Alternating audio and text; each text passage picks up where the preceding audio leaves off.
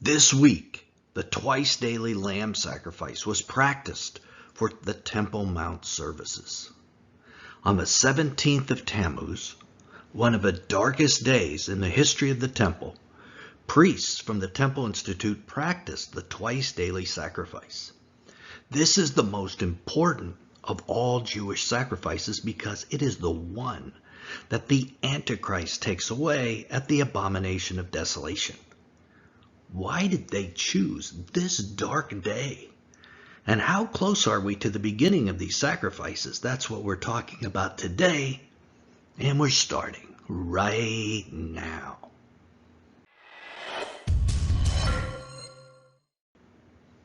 While the rest of the nation of Israel fasted on the 17th of Tammuz, also known as the fast of the fourth month, a group of Jewish priests gathered in Jericho for a dry run of the Korban Tamid, the twice daily sacrifice performed that someday will be performed on the Temple Mount.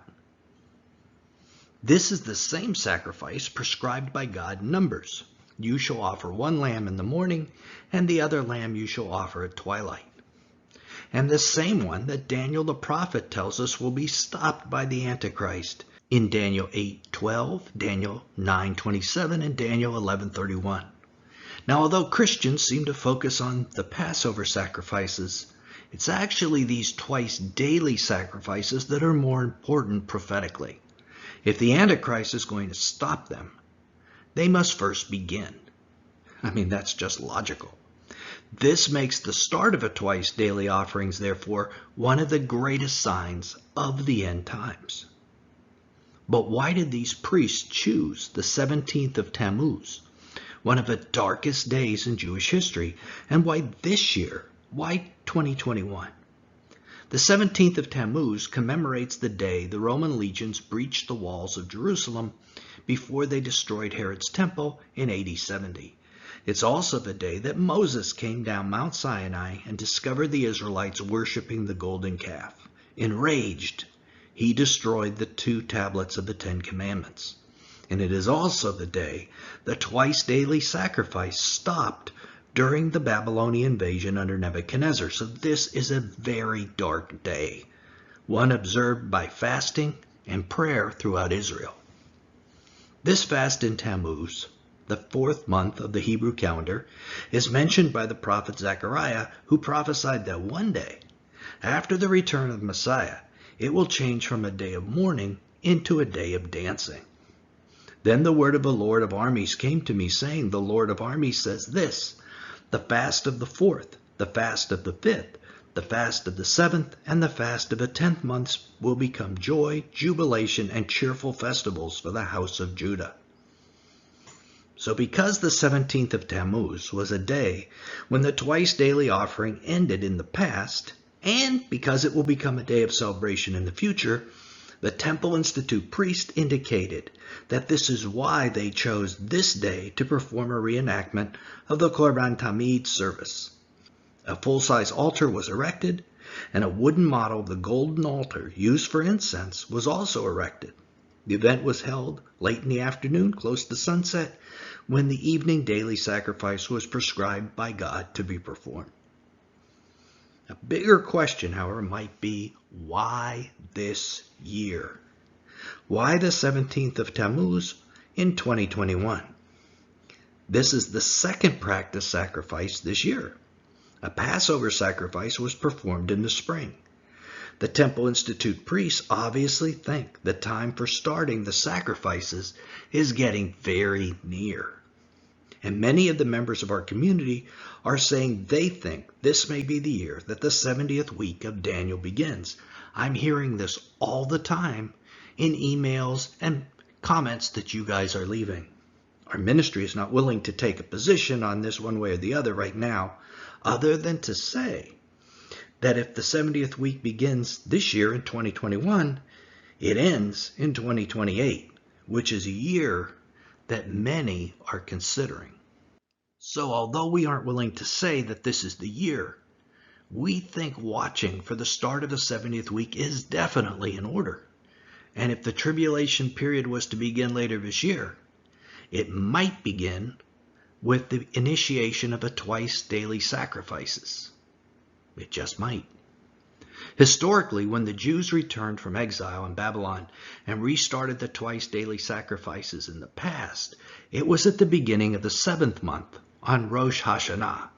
Now when the 7th month came, and the sons of Israel were in the cities, the people gathered together as one person to Jerusalem.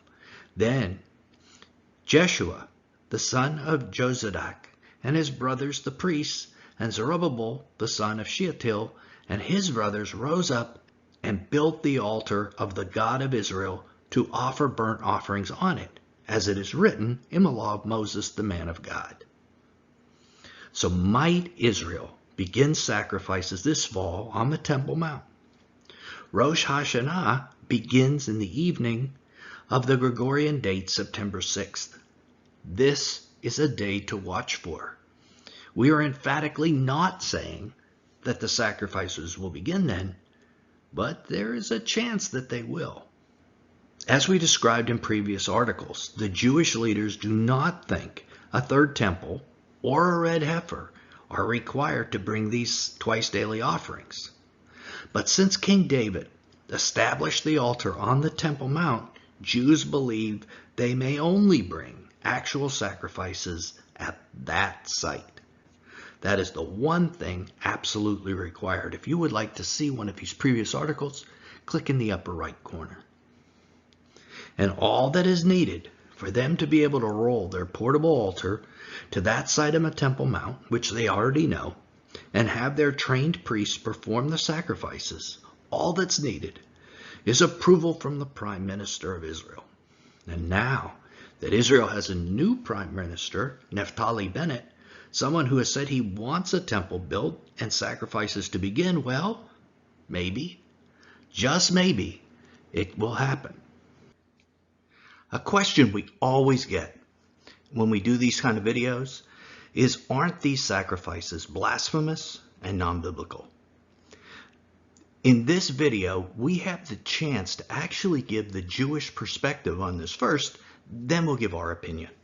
Rabbi Mordecai Persuf, the head of the Midrash Educational Center, helped organize this event, and he tried to explain why these animal sacrifices have to take place. It is quite sad, in our opinion, as the rabbis completely miss the real meaning of the sacrificial system, which was as a prelude to the once and for all sacrifice of Jesus on the cross. Let's see what the rabbi has to say, however. Quote, "When a man sins, it is his animalistic soul pulling him," Rabbi Persov said. "When a Jew brings a sin offering, he places his hands on the animal's head and presses down. Through the sacrifices, we acknowledge our animal nature, but we also demonstrate our intention to overcome this animal nature to show that we are in charge of dedicating our entire self to the service of God." This shows the mistaken nature of Judaism's work-based system. Listen to that quote again. "We also demonstrate our intention to overcome this animal nature, rather than Jesus overcoming it, as in Christianity. For if the blood of goats and bulls and the sprinkling of the defiled persons with the ashes of a heifer sanctified for the purification of the flesh, how much more will the blood of Christ, who through the eternal Spirit offered himself without blemish to God, purify our conscience from dead works to serve the living God?" So those thinking that these sacrifices are blasphemous are right, they are. They ignore the free gift of Jesus' righteousness given through his sacrifice and attempt to achieve that righteousness through their own efforts. They also miss the place these sacrifices are going to play in the end times. Josh Wander, a correspondent for Israel 365 News, noted that throughout the total of 830 years that the two temples stood, the ritual of a Talmud sacrifice was only interrupted twice, that when the temples were destroyed. Quote, "There is a tradition from Rabbi Elijah ben Solomon Zalman, an 18th century Torah scholar also known as Vilna Gaon, that after the temple service will be restored and restarted the third time, it will never be interrupted again. End of quote. This ministry believes our Jewish friends probably need to read the book of Daniel. But that is a problem. 20 years ago, I led a Jewish friend through the book of Daniel in a Bible study. When we reached the 9th chapter, he saw the prophecy of the 70 weeks, and he exclaimed, "The Messiah, he must already have come." And I assured him that he had come, and his name is Yeshua. My Jewish friend took this passage to his rabbi and received this very sad explanation. The rabbi told him that the book of Daniel is sealed until the end times. That is true, by the way, and that is why Jews in his synagogue are forbidden to read it. That close to scripture that could lead to salvation, yet forbidden in that synagogue from reading it. Now, you aren't forbidden from reading it, and neither was Yeshua. Daniel was Jesus' main text when he wanted to speak of the end times. In fact, in Matthew 24:15, he commanded that the reader understand a certain passage in Daniel. What was that text that Jesus commanded all of us to understand? And what does it mean? Click right here to keep watching and learn the passage that Jesus based much of his end-time teaching on. Till then, this is Nelson, and I'll see you there.